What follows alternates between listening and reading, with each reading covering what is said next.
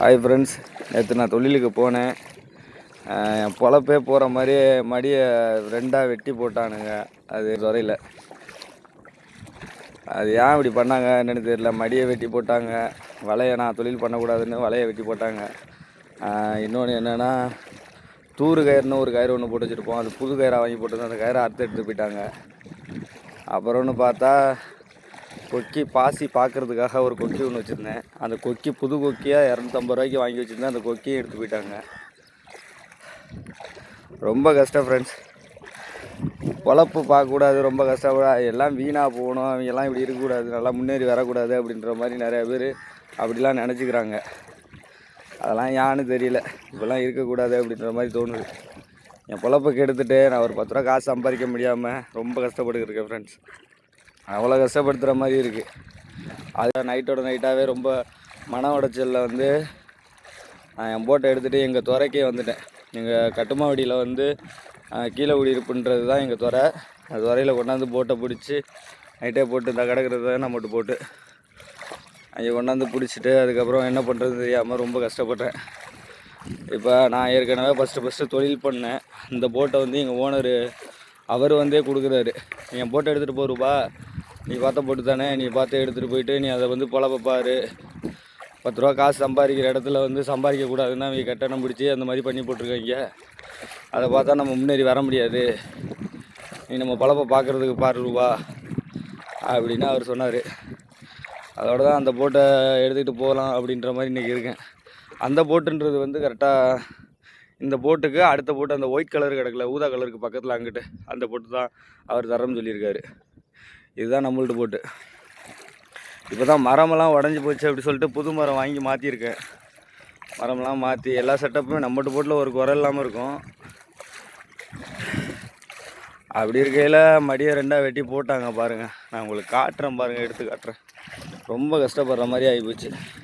இப்படிலாம் பண்ணுவானுங்களா அப்படின்ற மாதிரி யோசனையில் ரொம்ப கஷ்டப்படுற மாதிரி ஆகிப்போச்சு. இப்போ காட்டுறேன் பாருங்கள். இந்த பாருங்க, இது ஒரு பாதி இந்த வெட்டியிருக்கானுங்களா, இது தெரியுது பாருங்கள். இது ஒரு பாதி வலையில் 2 பாதியாக வெட்டிட்டானுங்க. இந்த பாருங்கள், சொல்கிறேன் பாருங்கள். இந்த பாருங்கள், இது ஒரு பாதி, இந்த ஒரு பாதியாக இருக்கா, இதை பாருங்கள். எங்கிட்டும் ஒரு பாதியாகவே இருக்கும் பாருங்கள். இது தனியாகவே வெட்டி எடுத்துட்டானுங்க.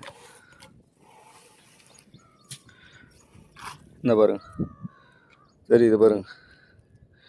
அப்படி வெட்டி எடுத்து போட்டானுங்க. வயிற்றுச்சலில் திரும்பி வந்தேன். அது என் பொழப்பே போச்சு.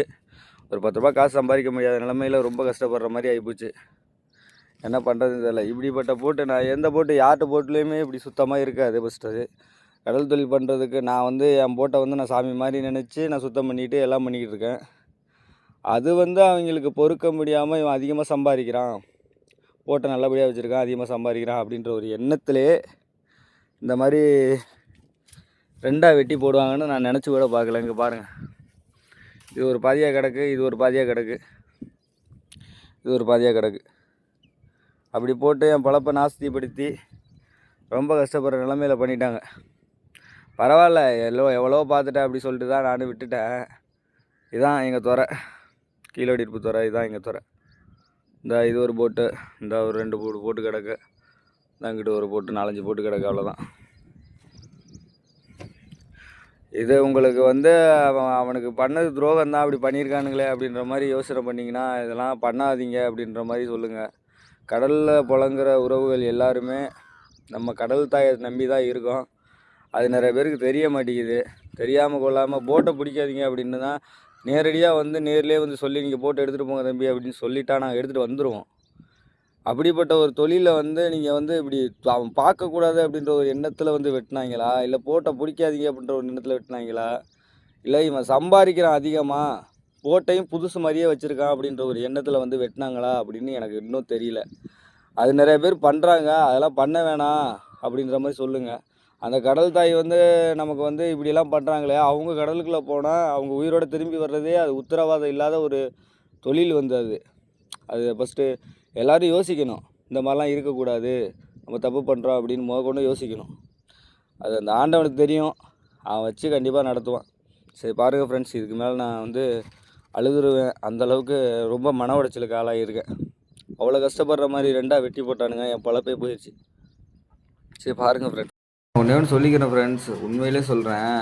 என் பொழப்புக்கு இவ்வளோ கஷ்டத்தில் வந்து இப்படி பட்டு அனுபவப்பட்டு சாவட்டும் அப்படின்ற மாதிரி என் மடியை வெட்டினவங்க கண்டிப்பாக வாழ்க்கையில் ரொம்ப கஷ்டப்படுவாங்க. அடி மேலே அடி விழுந்துக்கிட்டே இருக்கும். ஆனால் இப்போ இந்த ஒரு டயத்தில் வந்து வருமானம் வரக்கூடியது அப்படின்னா தெற்கிட்டு தான் வரும். கிழக்கு மேற்கு வடக்கு தெற்கு அப்படின்னு சொல்கிறதுல தெற்கிட்டு தான் வருமானம் வரும். அங்கிட்டு தான் நாங்கள் கொண்டு போய் வேறு ஒரு ஊரில் கொண்டு போய் நாங்கள் போட்டை பிடிச்சி தொழில் பண்ணிக்கிட்டு இருந்தோம். கிட்டத்தட்ட 2.5 மாதமாக என் போட்டில் எதுவுமே பண்ணாமல் இருந்தவங்க இப்போ 3ஆம் மாதம் தொடங்கி கரெக்டாக ஒரு 10 நாள் கூட இருக்காது. அந்த 10 நாள் கேப்பில் வந்து ஒருத்தவங்க வந்து என் மடியை வெட்டி அள்ளி போட்டிருக்காங்க. அதே மாதிரி புது கயிறு போட்டிருந்த கயிறை வெட்டி எடுத்துகிட்டு போயிருக்காங்க. ஒரு கொக்கி ஒன்று எடுத்துகிட்டு போயிருக்காங்க வெட்டி.